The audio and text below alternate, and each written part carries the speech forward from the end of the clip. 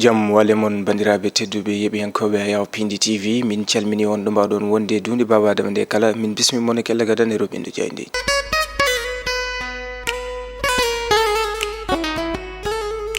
altini nogas e jeetati lewru octobre 2024 bisimilla moɗo kelle gadande roɓindo jayndeji puɗɗortoɗen ko jaynde gendira leydi Sénégal nden jaynde wonde ɓaftal mawgal wonande landa Pastef ɓe gati yiide wonande e udditgol oɗo campagne jaltal patal liwal ngal ganduɗa Ousmane Sonko mo landa Pastef waɗi ɗum toon to diwan bo Thiès ɓe garti e ɗon doole kamɓe moɓodiral ɗi ganduɗa moɓodiral payodingal ngal ganduɗa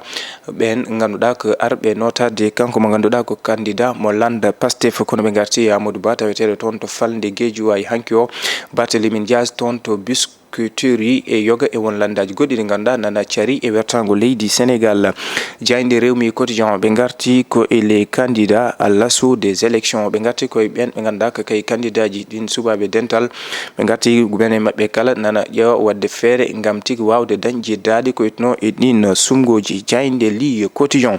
kamɓe ɓe garti koye promesse no toni ne wayno ɓen ɓe ganduɗa ko landa Pastef ñamtuɓe kongi mumen caggal nde ɓe kollitno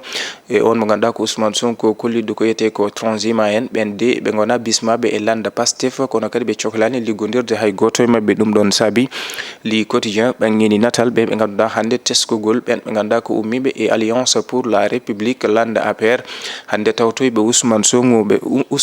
Sonko ɓe ɓanggini natal o mo ganduɗa ko Gallo Ba Doura Baldé Déthié Fall Mamboy Diaw kam e maître Malick Sall kono li quotidien arti ha joni ɓe ganduɗa ko mereɓe tawetnoɓe toon to falde Mbacké ɓe ganduɗa ko kañumen tigui bisma tawi koye noddango Ousmane Sonko jaynde direct news ɓe garti koyetno e Doura Baldé mo ganduɗa hande kay tawtoye landa Pastef wallodirde Ousmane Sonko kanko Doura Baldé holliti caggal yewtere janje o jaaɓi tawtoyde Ousmane Sonko e landa Pastef e ɗin sumgoji kono ɓe garti kamɓe direct news wonande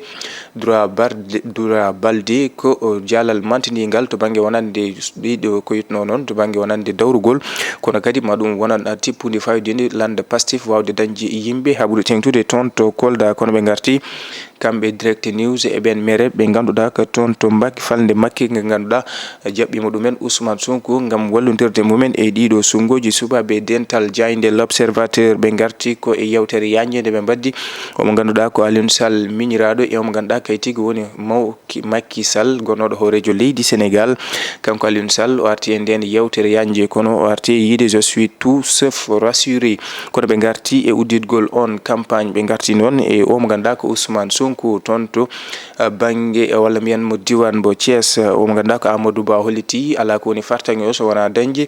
keewal sardiyankoɓe toon to suudu sarɗeji to gam tigui wawde wallodirde ɓesguji leydi Sénégal wawde kadi ustude ɗam gurdam ɗaɓe guratto to banggue wonande ko yette ko gurdameji mabɓe Barthélémy Dias janɗo e Ousmane Sonko jaynde l'observateur atti hen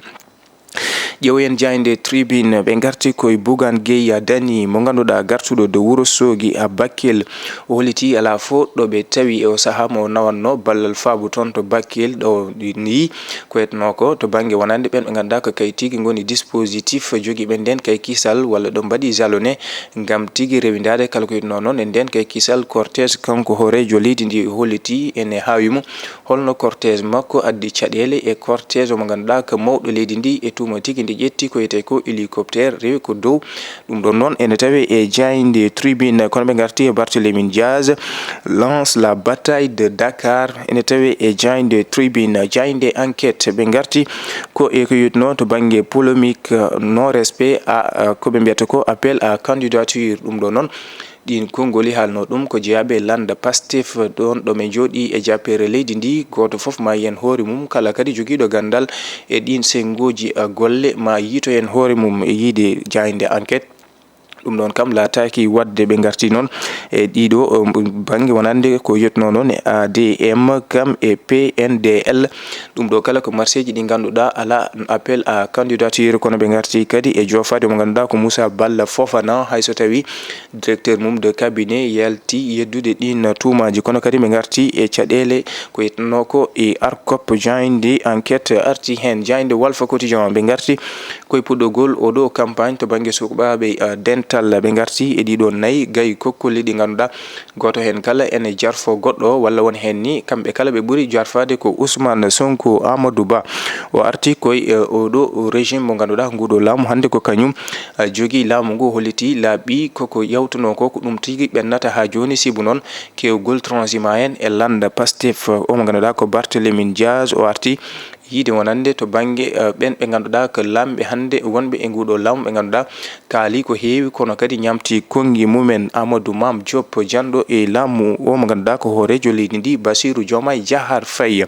jainde l'éveil be garti ko e Macky Sall gardido liste takko wallu Sénégal o arti kanko mawdo leydi ndi holidde holko sabi wondemo tedde liste takko wallu Sénégal kono be garti kambe l'éveil hande do saha yide leydi Sénégal lamungu nana wadde yawtere gobe jile ngam tigi yawtade ko etno non nandiral hakkunde mum e FMI ene tawe e jainde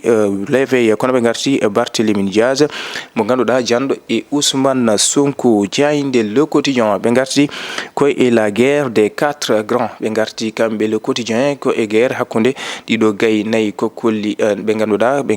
bangini natal Ousmane Sonko Amadou Ba horejo leydi mo ganduda ko gannodo horejo leydi ndi Macky Sall kam e Barthélémy Diaz kanko be ganduda ko landa Pastef hande odo saha ben jilo dole to bange transhumant en ngam ben bambawa tigi wawde ha joni